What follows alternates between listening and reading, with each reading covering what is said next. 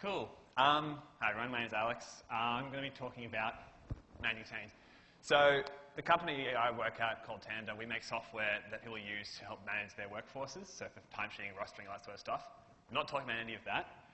What I will be talking about is how we actually, so we've been running for about 4 years now, and over that time we've obviously rolled out a lot of new features, brought a lot of change, and basically we've just pulled the rug under our users' feet a lot.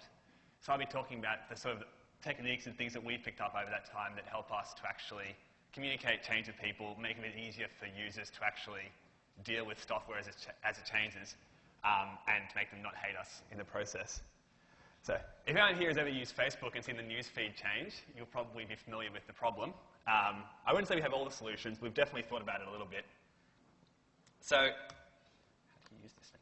Before I start going into that, I kind of want to take a really, hopefully short historical detour. Has anyone read this book? It's called Behind the Cloud. It's by Mark Benioff, who started Salesforce.com. Now, Salesforce is a really shit piece of software. It's actually like really, really crap.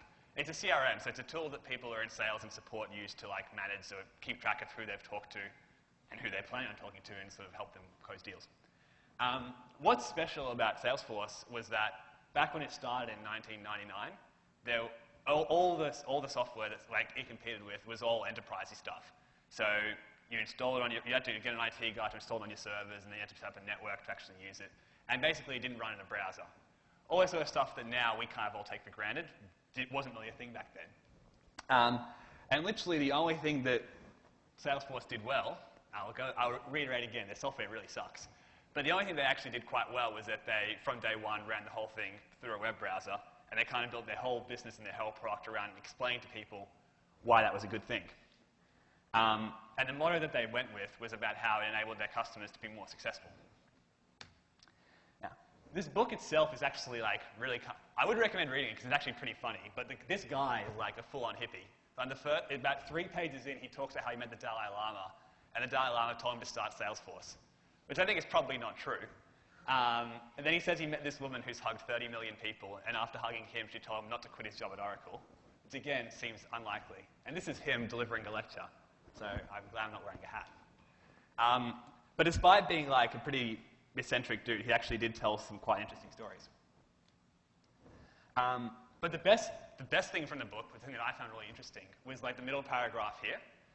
So back 15 years ago, if you were a business and you went and bought a piece of software, there was a 65% chance that you never used it because it was too costly, or it was too hard to install, or it was too hard to train people, or no one, like you bought it and set it all up and then no one could be fucked using it because it wasn't very good.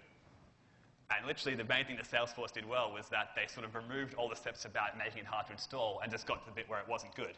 But people still used it at that point because it was actually up and running and was just better than the alternative. This was the slogan that they went around using. So they made these badges that say no software, and they made everyone wear them, again, despite the fact that they sold software, because it sort of talked about people's fears of conventional software, which is hard to use and clunky and painful and so forth. And this was sort of some of their branding that they did as well, which is all kind of very aggressive. Anyway, that's my very short historical interlude about a particularly interesting sort of company. What was interesting about them was like the message that they always sent to everyone was that their software, because it ran in a web browser basically, it would make people more successful. It would be easier to use. People could spend more time doing what they wanted to do and so forth, and not worrying about installation and management and all that sort of crap that we now don't think about so much. Obviously, that was better for them because they could write software more easily. They could just focus on the important things of actually getting it to work. They didn't need to worry about desktop systems. And it was better for the user as well because it was, as I mentioned before, easier to use. You didn't need to install anything and so forth. And none of this is particularly new. What was interesting was sort of what happened to Salesforce between like back then when they were sort of on top of the world and now where people are kind of realizing that don't have that good a product. And what basically changed was that they were not that keen to really improve their software over time. They still thought of it in terms of an enterprise system. So they built it once and it was kind of static and there and didn't change very much. Whereas more competitors came along and built and sort of deployed stuff more regularly, made more changes to their systems. And the end result of that was that Salesforce is being overtaken and eventually will be fully overtaken. This is kind of not really not fully related, but I couldn't resist including this slide. So despite Salesforce in 1999 being like, enterprise software is in the cloud and in a browser is the future, everyone should be doing this, it took a lot of companies quite a long time to actually sort of adapt to that. And people are still adapting to it now. So to everyone in this room, it kind of all seems like second nature and like, why the fuck is he talking about this? But it is quite an important sort of thing to remember as everyone goes forth in their careers here of how big a deal having software that runs in a browser and can easily be changed and improved actually is. And this is despite like people like old Nate Lucas who are insistent that putting data in the cloud is bad for people, which obviously is not a very smart thing to say because Google probably secures his data much better than he ever would. So anyway, I'll move on to things that are actually what I'm actually here to talk about. So yeah, Salesforce's biggest problem that they're having now is that they don't like to improve their software because they're worried about people getting upset about it. Now this is one of the only two memes I have in my talk, unlike the zero guy from before. This is the typical end user of software. The only thing that they hate is what they're currently using and also what it's about to become. The problem with that is that this is what all of we are. Well, so the context behind this picture is that about a month ago, the interns that we had over winter launched a new version of our time clock, which is like the core part of our product. On top is like the really bad old version of the app that I made screenshots for. At the bottom is the much newer version that Drake approves of. Now, there's a bit of a mismatch here. Like, we're all really excited because it's obviously better, it obviously looks nice, it's obviously easy to use. There's a lot of obviously's being thrown around. We're going out to our customer base and being like, hey, there's this great new product. And they're like, well, I don't want that. I just don't want things to ever change on me. Now, that's not a very good place to be in because if customers aren't willing to embrace the sort of stuff, the improvements that we're making, we're never going to get anywhere.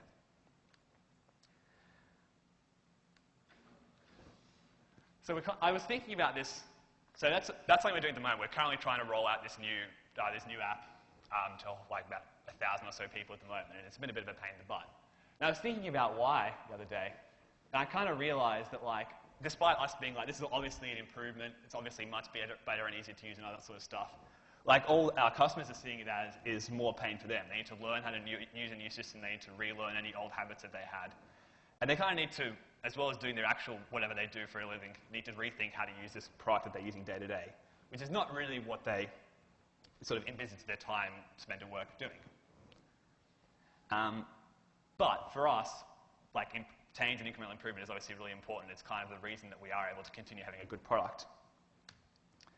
So, I don't know if anyone's heard this quote before. It's one of my favorites from the guy who started LinkedIn. Now, if I was him, I'd be embarrassed by LinkedIn. But despite that, he made a good point about how if you launch a product and you are not embarrassed by it, it probably means you've been waiting too long. And this is sort of the approach that we've tried to take with the stuff that we do, is we try to launch something as quickly as possible and then sort of iteratively improve on it over time, because that's probably the best way that you'll find you actually can get to the point where you actually are very proud of what you're making. If you don't like the LinkedIn guy's quote, it's basically the same quote from someone who's generally more reputable. But the other thing I kind of noticed the other day is like, because we have so many great services available, like AWS and so forth, that the guy before was talking about, it actually really is very easy to roll, in our case, a new app off the ground in sort of 2 months. So the internship we ran 2 months ago was basically to take an existing app that we've had in the market for 3 years and rebuild the entire thing from scratch. And we did that in a month and a half, and we've launched on Google Play overnight. We launched on the Apple App Store, which took about 2 days to get approved. And just generally, it was amazing how quickly we were able to roll out an entirely new product that didn't exist 6 months ago. The hardest part in this case is just convincing people that they actually want the update and it's going to be good for their lives. So I'll skip past the Facebook slide, because that's kind of a boring story. This guy here, this is another anecdote that I thought of while writing these slides. So this guy, his name's Chuck, and he's in charge of deploying code at Facebook. So when I visited Facebook 2 years ago in San Francisco, we went on a tour of like their deployment area with Chuck. And one of the things he talked about was how he tries to, like, despite the fact that obviously Facebook loves deploying code all the time, loves pushing updates to people, how he tries to balance that with sort of not pissing people off too much and actually making people happy about change. Given that the fact that the news feed is kind of always changing, everyone hates that, that's an interesting job. And his strategy is he carries a gun around. And if people break the build, for example, or if they deploy code that people get really upset about, he just goes and actually scary while carrying a gun. Now, Tuck goes and shoots things all the time. He's like a serious gun nut. It's actually like a really scary sort of situation that he puts people in.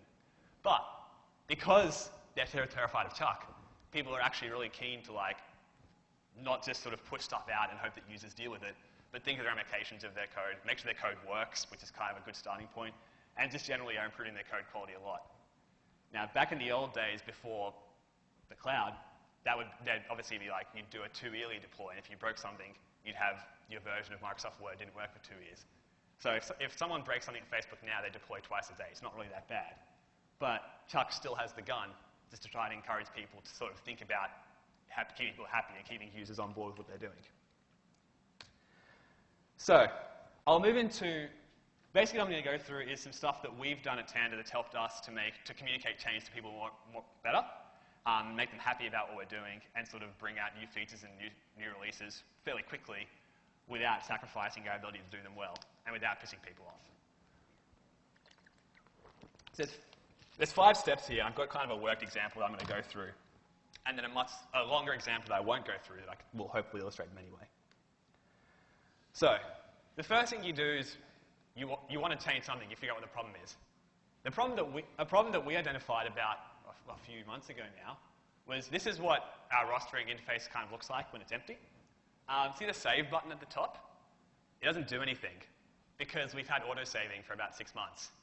Now, the problem is when we built auto-saving, we were also redesigning a whole bunch of other stuff, and we thought that telling everyone that we thought that getting rid of the save button would scare too many people. So rather than getting rid of it and being like, hey, we auto-save now, we just kind of kept it there, but it basically doesn't do anything at all. So if you clicked it, there'd be a set timeout function that ran. It would disable itself for a quarter of a second, and then it would re-enable itself. And that was literally our save button. I feel pretty bad telling people this, especially on camera. But the point of that was we basically kept that behavior in there so that people would be less scared of the fact that we were redesigning everything else on the page and would not also freak out about their data loss. Now that's kind of a problem because a few weeks ago we asked ourselves, do people actually click that save button? Like, surely everyone knows it doesn't do anything. So we added some tracking to it, and this is the button being clicked 12,000 times in 7 days, which I was kind of upset about. So to do this, we used a tool. This is a tool called Graphite. It's a charting library. The more interesting part is a backend called StatsD, so hence the name at the top. So StatsD is basically like it's a backend for Graphite, and what it does is it runs over the UDP protocol, which means that you can send it events as they happen in a very timely sort of fashion without slowing down whatever application you're working on. So when you make any request to our servers, there'll be on average at least 3 or 4 calls made to StatsD, which is running on a separate server somewhere else in the world, which doesn't slow our performance down at all. Now, StatsD lets you measure things in 3 ways. You can count, you can time, and you can gauge. So counting is literally, this event happened. Send it to StatsD, it holds onto it, it records it somehow, you don't really care how. Timing is you would wrap a block of code with a timer, and then once that block of code ends, you would send StatsD how long it took to run that code. And gauging is you would send a particular number on an increment to StatsD. So for example, the number of people who are logged into the site right now, you could send that every 5 minutes, and it would have sort of the current status of that, or something that you could plot. So in this case, I counted that 12,000 people have clicked that button in a week. That made me pretty sad. The next thing that we wanted to do is figure out who those people were. So for that, we use a tool called Intercom. Intercom's kind of like StatsD, but it attaches a user ID to any event that you trigger. So before, rather than counting how many times something happened, you would count how many distinct user IDs that happened to. We added an event for this button. We found 700 people were clicking on it. That made me even more sad. I then realized that these people were clicking it like hundreds of times a week, which was definitely the worst part of it. So we kind of figured that we really should do something about this because we're just making everyone waste their time, be more worried about the fact they might lose their data, and generally just not have a very good experience with the product because of some decision we made 6 months ago that wasn't really applicable anymore. I think the scariest thing about this number that I found out was that of these 772, first of all, that was 36% of people who'd logged into the site in that week had clicked the button. And secondly, of those, 500 of them signed up after the button didn't do anything. So for 500 people, the button had never done anything, and for about 200, it had at some point been useful, and they just kept clicking on it after we had fixed it. All these were really bad things. So, next thing we kind of used Stats and Intercom and combined these two together to give a very, very good picture of what people were doing or what issues were occurring. And then based on that, we were actually able to go and sort of design a solution for it. So our first thought was, let's just get rid of the button completely. That obviously created the same problem we had last time, where people would, again, freak out about the loss of the button and the fact they're losing their data. So our second thought was, we'll have a message that comes up when when something is saved that says auto-saved. We sort of did some designs in that. We kind of realized that because you might be building a roster for 100 people, you're just saving shit all the time. There'd be like a constant stream of auto-save messages come up. You wouldn't really want to know that on such a frequent interval. So we got to our third iteration, which was that we now have a button where the save button used to be that just says the word auto-saved. And we figured that would probably work best because it would let people, it would always be reminding people that their data is quite safe, is being kept up to date. And it would also explain to people who use the save button that there's no longer a need for the save button because we're auto-saving. The next problem we had was we couldn't really just go and tell all these people that they've been using this button for the last few months and it didn't do anything, because that would probably make them really pissed off. So we announced our brand new autosave feature that obviously already existed, but was now being re-announced. The good thing so this is a message inside Intercom. So as you would have seen with, can't get back on this. So on here, Intercom lets you run filters against your user base based on particular events or metrics you set up. So I ran a query to look up everyone who's ever clicked on that button. Then we wrote a message that only got sent to people who clicked the button. So as far as people who've never clicked the button are concerned, nothing's ever changed. There's no brand new autosave feature. As far as people who have clicked the button are concerned, oh wow, there's been a huge improvement to the system. And they were quite happy about that. So we sent this message out about a week ago. People can then reply to the message with a thumbs up or thumbs down or a neutral face. So most people were happy. 2 people were sad. I don't really know what to do about those because, again, that's already what it does. And 2 people are neutral. But generally, people are pretty happy that we were removing a button click from their lives, removing a bit of stress that they're otherwise worried about. And then actually rolling out the change once we'd done all this stuff was really easy. So in the past, had we come across a situation like this, we'd probably just remove the button straight away and then kind of see what happened. And inevitably what does happen is that people call you being like, where the fuck's my save button? How will I save things? I'm so worried about data loss now. Because we'd actually gone for the effort of tracking this sort of stuff now and using some tools to be aware of who's having these problems and communicating with them, once we actually wanted to remove a button, it was very easy to do. A slightly longer example that I won't go into too much detail on, but I will share these slides around later if anyone's interested.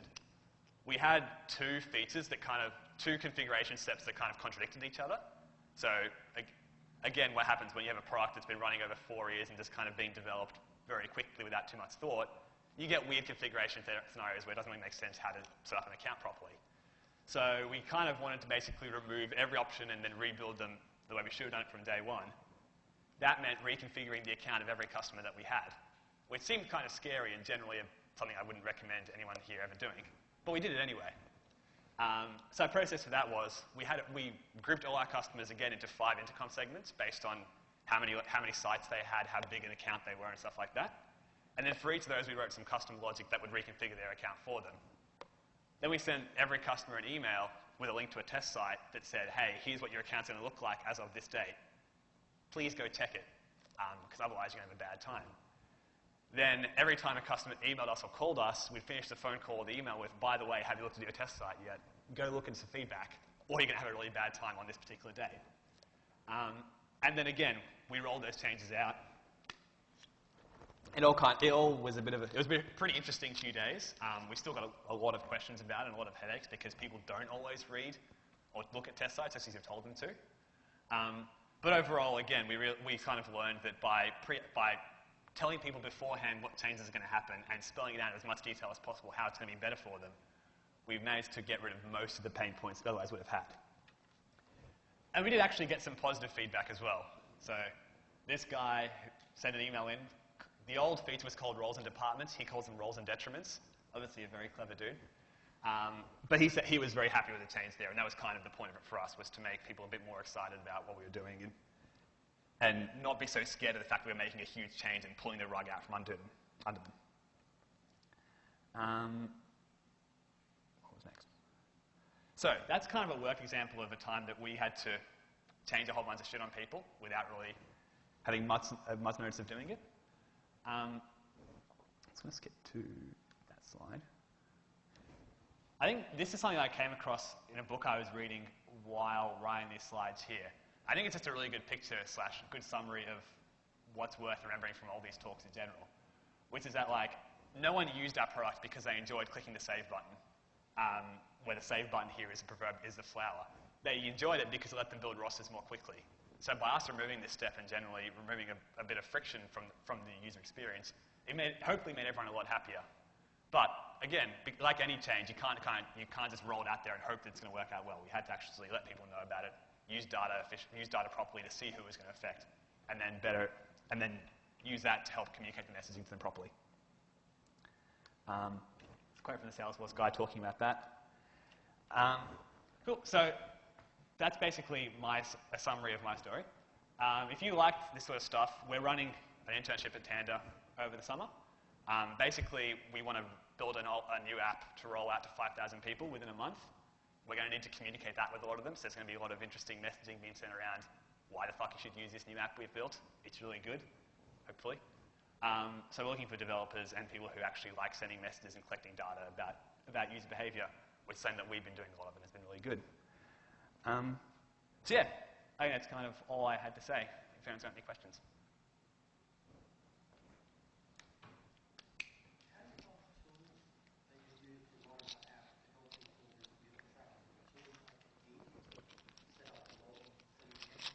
Yeah, so the question was how easy is it to use these tools, and also where you come across them. So Intercom is the sort of thing where you just put a JavaScript snippet into a web page, and then you can either pass properties about a user when they load the page, or you can trigger events from your JavaScript or from your server side, and they'll just end up in one place, and then they have a very large sort of collated view that you can use to filter stuff. So that's very easy to set up. You just kind of load a snippet in, and then it runs. StatsD and Graphite was a bit more overhead. There are sort of hosted services that you can use that will host a graphing interface like that for you, which we decided not to use. We decided to host it ourselves. So that involved installing the StatsD server on a box somewhere, installing Graphite, which is like the viewing tool, and then setting up a whole bunch of sort of hooks inside our code base so that you can easily send an event across. Most languages, like we use Ruby, in Ruby there's a gem for it, so it's like a package for it, which is fine to server side. And then you need to write the stuff on the client side as well, so you can send events from your client to your server, to your StatsD server. But I think it's like, we probably spent a few hours configuring all of it overall, and it is worth doing because the level of insight you can get to what stupid buttons people are clicking on that you don't want them to click is very high, and generally something that's worth knowing.